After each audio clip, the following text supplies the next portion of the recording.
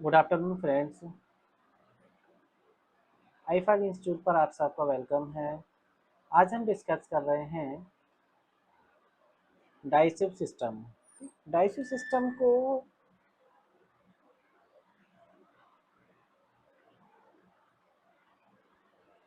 हाँ digestive system को हम क्या है पढ़ने वाले हैं। और डाइजेस्टिव सिस्टम को अगर जो भी बच्चे कंपटीशन के लिए प्रिपेयर कर रहे हैं तो उन बच्चों के लिए भी डाइजेस्टिव सिस्टम जो होता है वो एक तरह से देखा जाए इम्पोर्टेंट होता है। जैसे कि जो रेलवे हुआ, एसएससी हुआ, तो उसके लिए भी, या फिर कह सकते हैं जो भी वर्ग एक के लिए तैयारी कर रहे हैं, यानी एमपी टेट वर्ग कह सकते हैं। हाँ, एमपी टेट के लिए जो कर रहे हैं, एमपी टेट के लिए, या फिर जो पीजीटी टीजीटी के लिए जो भी कंपटीशन कर रहे हैं बच्चे, उनके लिए भी ये सेशन इम्पोर्टेंट होने वाला है। ठीक है। और मेनली ये हम डाइजेशन एंड एब्जॉर्प्शन पढ़ा रहे हैं, वो नीट के बच्चों के लिए लेकर आए हैं। ठीक है। और जो भी बच्चे क्लास 11th और 12th में हैं उन लोगों के लिए भी ये लेक्चर सफिशिएंट होंगे। ठीक है। तो आज से हम बात कर रहे हैं डाइजेस्टिव एंड सिस्टम की। ठीक है। देखिए,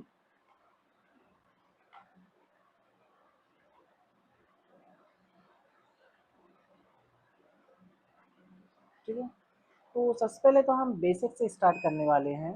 ठीक है। डाइजेस्टिव सिस्टम जो है उसको हम बेसिक से स्टार्ट करने वाले हैं। और बेसिक से कैसे स्टार्ट करेंगे, देखो, तो 1 मिनट।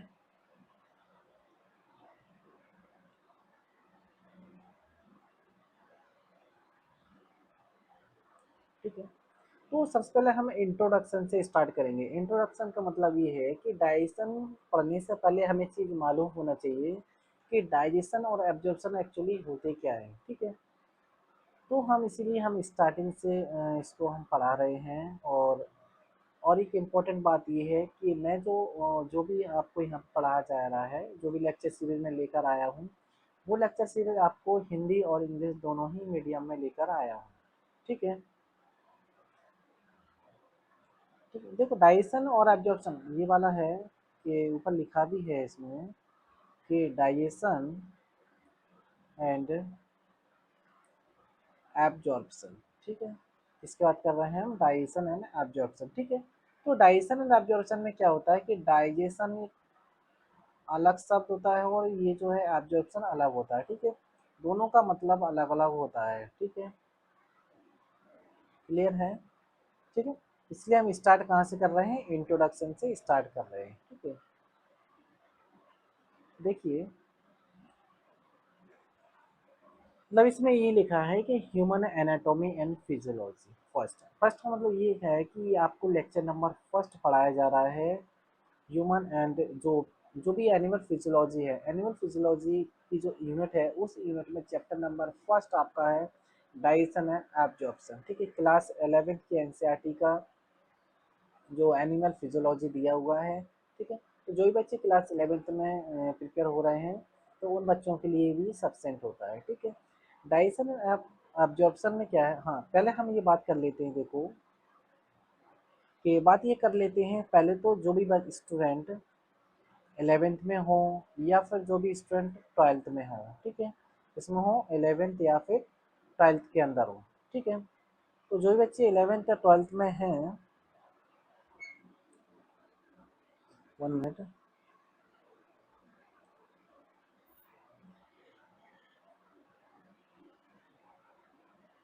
ठीक है। जो बच्चे क्या है 11th या फिर 12th में पढ़ रहे हैं, ठीक है यार, तो उन बच्चों के लिए क्या है, ठीक है, मैं जो पढ़ा रहा हूँ वो बायोलॉजी पढ़ा रहा हूँ। ठीक है। बायोलॉजी को भी देखो दो पार्ट में इसको डिवाइड किया गया है। किस दो पार्ट में किया गया है, एक तो आपका आता है जियोलॉजी, ठीक है, दूसरा आपका आता है बॉटनी। ठीक है। क्या आता है, जूलॉजी और बॉटनी। ठीक है। तो जूलॉजी के अंदर क्या है और बॉटनी के अंदर क्या क्या पढ़ाते हैं। ठीक है। क्लास 11th के अंदर ये जो मैं पढ़ा रहा हूँ डाइजेस्टिव सिस्टम, ये डाइजेस्टिव सिस्टम एनिमल फिजियोलॉजी का चैप्टर नंबर फर्स्ट है। ठीक है। जिसको जूलॉजी के अंदर पढ़ाया जाता है। ठीक है। पूरी ऑलमोस्ट कह सकते हैं ऑल जो एनिमल फिजियोलॉजी होती है उसको जूलॉजी के अंदर रखा जाता है। ठीक है, इस तरह से प्लांट फिजियोलॉजी होता है, ऑलमोस्ट ऑल प्लांट फिजियोलॉजी जो होती है वो बॉटी के अंदर पढ़ाते हैं। इसके अलावा और भी चैप्टर्स हैं। ठीक है, इस तरह से क्लास 11th और 12th दोनों में देखो, कि क्लास 11th हो या 12th हो, दोनों की जो बायोलॉजी सब्जेक्ट है, बायोलॉजी को जूलॉजी और बॉटनी में डिवाइड किया गया है। ठीक है, पहले हम स्टार्ट कर रहे हैं जूलॉजी के अंदर जो भी चैप्टर्स आते हैं उनको पहले हम पढ़ेंगे, उसके बाद बॉटनी के अंदर क्या चैप्टर्स आते हैं तो उसके बाद हम बॉटनी को पढ़ेंगे। ठीक है, और ये जो, और देखिए नीट पैटर्न के अंदर क्या होता है, 11th और 12th दोनों की एनसीईआरटी को मिला करके पढ़ाया जाता है। ठीक है, अब जो भी स्टूडेंट 11th के अंदर प्रिपेयर कर रहे हैं तो उनके लिए तो ये सफिशिएंट है, क्योंकि जो बच्चे 11th में आए तो 11th में अगर उनका बेस क्लियर होता है तो वो बच्चे 12th में जब जाते हैं और 12th में जा कर के जब वो प्रिपेयर करते हैं, मान लो नीट के लिए प्रिपेयर करते हैं या फिर ऑलमोस्ट जो 12th का एग्ज़ाम होता है उसी में प्रिपेयर होते हैं, तो जो बच्चे 12th में हैं तो उन लोगों के लिए क्या होता है कि एक तो नीट के लिए मान लो कोई बड़ी कोचिंग आप ज्वाइन करते हो, ठीक है, तो वहाँ पे आपको एक तो 11th 12th दोनों पढ़ना पड़ता है। ठीक है, तो इसलिए अगर आपका 11th का बैकग्राउंड अच्छा रहा है तो आप 12th में जो है आप अच्छा कर पाएंगे, आप अच्छे मार्क्स ला पाएंगे, और दूसरी बात ये कि आप नीट का बेस क्लियर कर पाएंगे। ठीक है, क्लियर है, आगे बढ़े। ठीक है, ठीक है, तो हम क्या डिस्कस कर रहे हैं, डाइजेस्टिव सिस्टम। ठीक है, देखो डाइजेस्टिव सिस्टम में क्या एक्चुअली होता है। ठीक है, तो देखो ह्यूमन डाइजेस्टिव सिस्टम। ठीक है, तो ह्यूमन डाइजेस्टिव सिस्टम से पहले भी जो होता है, जैसे मान लो जो ह्यूमन डाइजेस्टिव सिस्टम जो आता है वो वर्टिब्रेट के अंदर आता है। ठीक है, इससे पहले भी जो इनवर्टिब्रेट होता है उसके अंदर ही पढ़ते हैं। ठीक है, तो ह्यूमन डाइजेस्टिव सिस्टम क्या होगा, एक कंसिस्ट किसको करता है, इसके अंदर क्या दो पार्ट होते हैं। ठीक है, तो ह्यूमन डाइजेस्टिव सिस्टम के अंदर क्या होते हैं, कौन कौन से दो पार्ट होते हैं, एक तो होता है एलिमेंट्री कैनाल और दूसरा होता है एसिड डाइजेस्टिव ग्लैंड। ठीक है, अब एलिमेंट्री कैनाल क्या होता है और जो एसोसिएटेड जो डाइजेस्टिव ग्लैंड होती है वो क्या होती है। ठीक है, तो इसको आप के आसान भाषा में समझ सकते हो।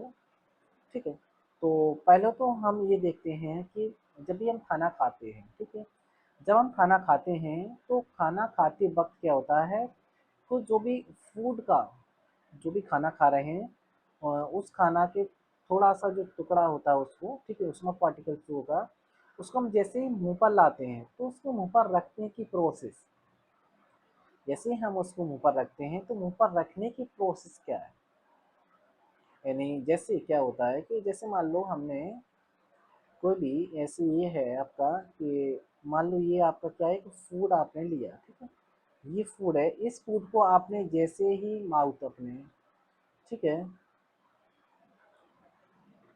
ठीक है, जैसे ही आपने ये क्या किया कि आपने जैसे ये, ठीक है, जैसे आपने ये आपके मुंह पे, ये जो है आपके मुंह पर जैसे ही आपको रखा, यानी क्या इस प्रोसेस क्या हुआ, इंजेक्शन किया, आपने क्या किया गया यहाँ पे, इस प्रोसेस को क्या हुआ आपको बोलते हैं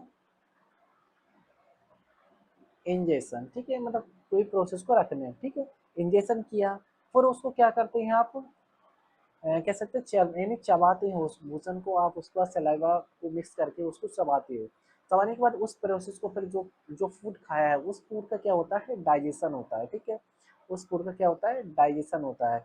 डाइजेशन होने के बाद उस फूड से क्या होता है, एब्जॉर्प्शन किया जाता है, कि जो इम्पोर्टेंट आपकी मिनरल्स होते हैं, ठीक है, जो आपकी जो मिनरल्स होते हैं, वाइटामिन होते हैं, कार्बोहाइड्रेट होते हैं, उन सबको क्या होता है कि उन सबको क्या करते हैं आप, उसको एब्जॉर्ब किया जाता है। ठीक है, उसका जो वेस्ट मटेरियल होता है उसको फाइसिस के माध्यम से आपको फाइसिस के जो होगा वो बाइथ्रो एनएस के माध्यम एनएस से होता है, और इसका जो अनडाइजेस्ट फूड होता है वो रिलीज हो जाता है। ठीक है, तो ये प्रोसेस का एक बेसिक प्रोसेस बताई है। ठीक है, अब देखो क्या होता है कि ह्यूमन डाइजेस्ट सिस्टम कंसिस्ट करता है एलिमेंट्री कैनाल को और कुछ डाइजेस्टिव ग्लैंड को। ठीक है, तो आप ऐसा समझ सकते हैं एलिमेंट्री कैनाल क्या होती है, एक्चुअली एक तरह से क्या होगा, एक रास्ता होता है।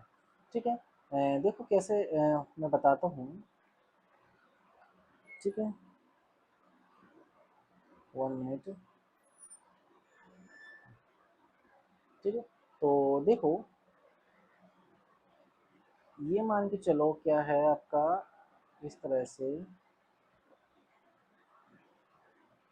ठीक है, और ये ठीक है ना, और इस तरह से मान लो,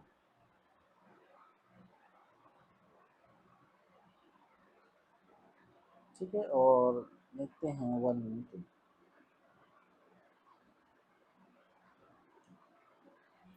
ठीक है।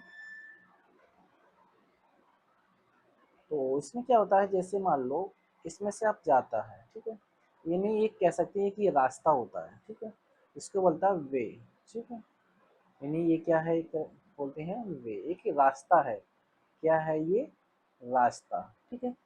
इस रास्ते में से क्या होता है कि एक सिंपल रास्ता है पूरा, इसमें से आप निकल रहे हो, ठीक है। तो निकलते वक्त, ठीक है, निकलते वक्त क्या होता है कि आपने यहाँ पे क्या क्या चीज़ों को कलेक्ट किया है, ठीक है, या फिर क्या क्या चीज़ों को आपने यहाँ पे देखा है इस तरह से, ठीक है।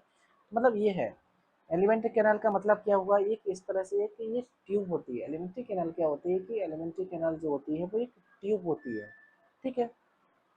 एलिमेंट्री कैनाल क्या होती है, एक ट्यूब होती है, ठीक है। और उस ट्यूब से जो फूड जा रहा है, उस ट्यूब से जो भी आपने फूड खाया, वो फूड क्या होता है, डाइजेशन के लिए जा रहा है, ठीक है। जो फूड आपने खाया है वो डाइजेशन के लिए जा रहा है प्रोसेस में, ठीक है। और उसके बाद अब ये डाइजेस्टिव ग्लैंड क्या होती है, डाइजेस्टिव ग्लैंड क्या होती हैं, वो ये डाइजेस्टिव ग्लैंड क्या करती हैं, इनसे क्या होता है कि म्यूकस रिलीज होता है, इससे क्या होता है, इनसे जो एक म्यूकस रिलीज होता है, ठीक है। इस म्यूकस में क्या होता है, इसमें कुछ एंजाइम्स होते हैं, ठीक है, इसमें क्या होते हैं, कुछ एंजाइम्स होते हैं, ठीक है।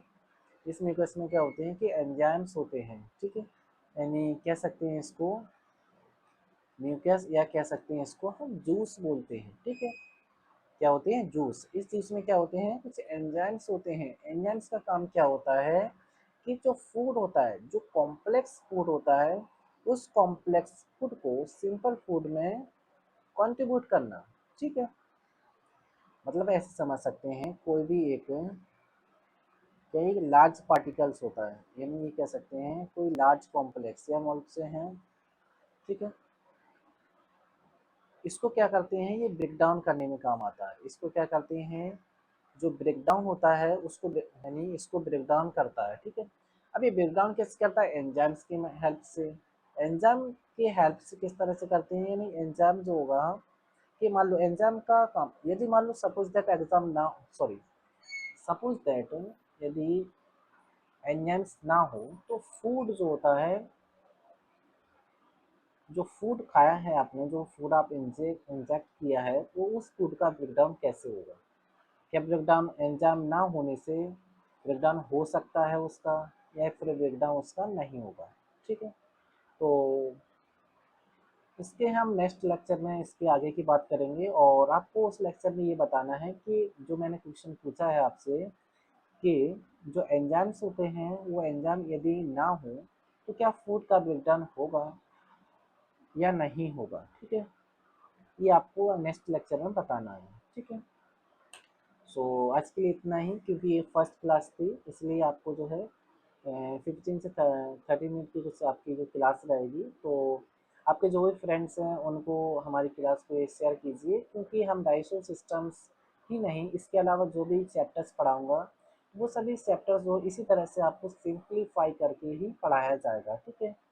तो इसलिए आप हमारे चैनल पे जुड़ते रहिए, और अपने दोस्तों को भी, जो जिन स्टूडेंट ने अभी 10th पास किया है, जिनका अभी तक रिजल्ट नहीं आया है, तो वो स्टूडेंट हमारे चैनल पर आकर के जुड़ें, और आपको यहाँ पे फ्री ऑफ कॉस्ट जो है और लेक्चर सीरीज यहाँ पे आपको अवेलेबल कराई जाएगी, ठीक है। सो आज के लिए इतना ही, थैंक यू।